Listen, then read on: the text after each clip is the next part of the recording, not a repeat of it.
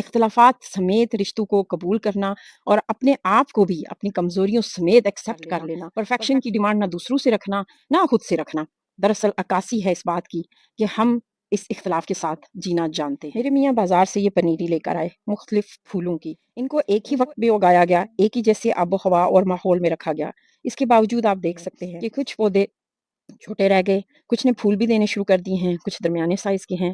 یعنی اسی ماحول میں رہتے ہوئے بھی اس کے باوجود کسی چیز میں یکسانیت نہیں ہے. دراصل یہ اختلاف کائنات کا حسن اور کائنات کا مزاج ہے. جب ہم اس حقیقت کو سمجھ جاتے ہیں تو دراصل ہم اپنے آپ کے ساتھ مہربان اور نرم دل ہونے لگتے ہیں. وہ کیسے؟ کیونکہ ہم اس بات کو سمجھ جاتے ہیں اور اس کا اعتراف کرنے لگتے ہیں کہ اللہ تعالیٰ نے کسی وجہ سے ہمیں مختلف بنایا ہے. اختلافات سمیت رشتوں کو قبول کرنا اور اپنے آپ کو بھی اپنی کمزوریوں سمیت ایکسیپٹ کر لینا. پرفیکشن کی ڈیمانڈ نہ دوسروں سے رکھنا نہ خود سے رکھنا.